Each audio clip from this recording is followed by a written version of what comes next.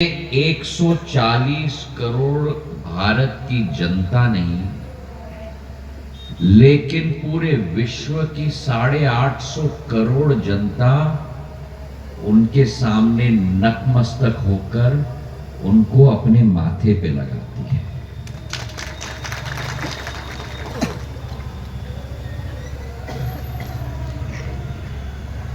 संत रविदास जी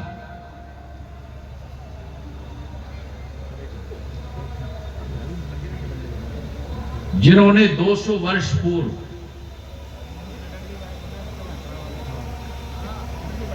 विश्व के कल्याण के लिए एक सोच और विचारधारा निर्मित की,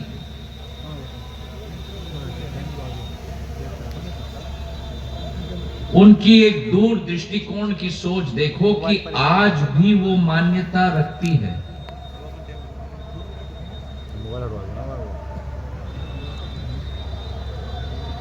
जो लोग ऊंच नीच की सोच और विचारधारा रखते हैं, उन्होंने उन लोगों को इतनी सटीक सीख सिखा दी। और उनका एक वाक्य मैं आपको कहता हूं कि कोई भी इंसान जन्म से पिछड़ा नहीं होता, लेकिन अपने कर्म से पिछड़ा होता है।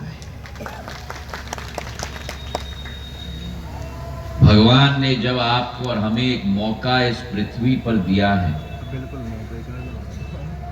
अगर हमारी सोच नकारात्मक हो, हमारी विचारधारा विनाशकारी हो, उस व्यक्ति को हम पिछड़ा कहते हैं, जन्म से नहीं, अपने कर्म से।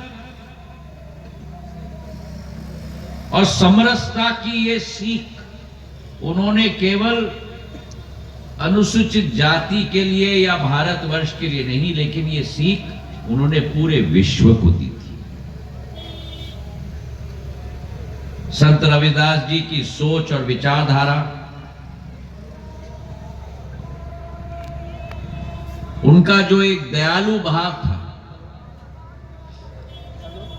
और असाधारण व्यक्तित्व था, व्यक्तित्व के धनी थे।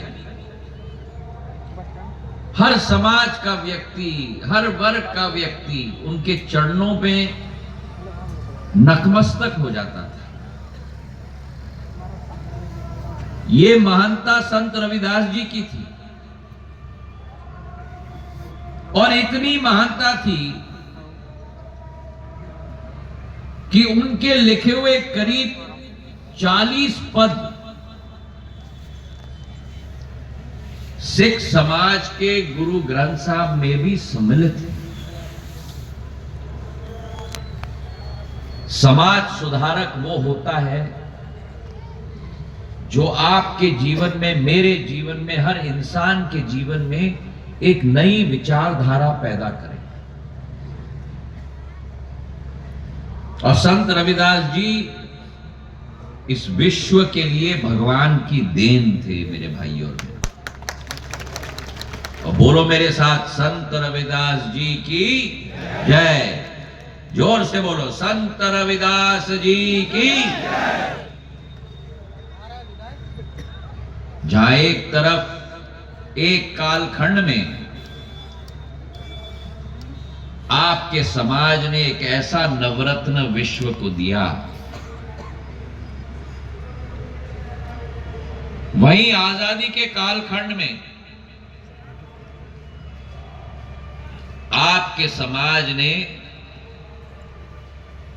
आपके लिए नहीं, देश के लिए नहीं, समूचे विश्व के लिए बाबा साहब दिया। बाबा साहब अंबेडकर, जिनकी विचारधारा स्पष्ट होती थी, उनकी सोच स्पष्ट होती थी, और उनका लक्ष्य, उनका संकल्प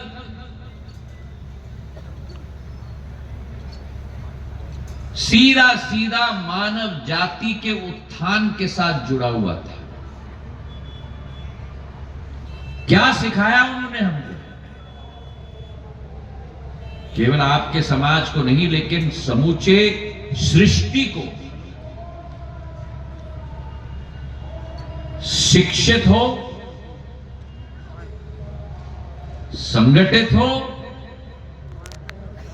और सदैव अन्याय के विरुद्ध लड़ाई लड़ो।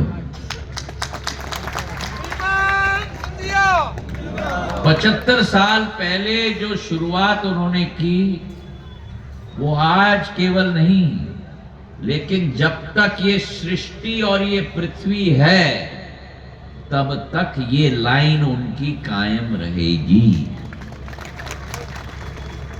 अपने आप को अगर आगे करना है, अपने समाज को अगर आगे करना है, अपने गांव को आगे करना है, अपने क्षेत्र को आगे करना है, अपने प्रदेश को आगे करना है, अपने देश को आगे करना है, तो मां सरस्वती की शिक्षा ग्रहण करनी होगी। अपने आप को संगठित करना होगा और जिंदगी में ऐसा करके दिखाना होगा कि लोग कहेंगे कि उनके पच्चनों पे चलना हमें होगा। बाबा साहब ने भारत का संविधान लिखा और आज भारत का एक एक नागरिक और आने वाले पीढ़ियों के नागरिक सदैव बाबा साहब के ऋणी रहेंगे। मेरे भाइयों और बहनों, आज अगर लोकतांत्रिक वातावरण हमें मिली है,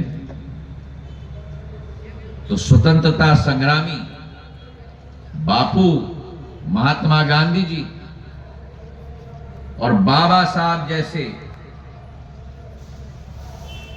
संकलित व्यक्तित्वों की वजह से आज वो लोकतांत्रिक प्रणाली में हम लोग जी रहे हैं।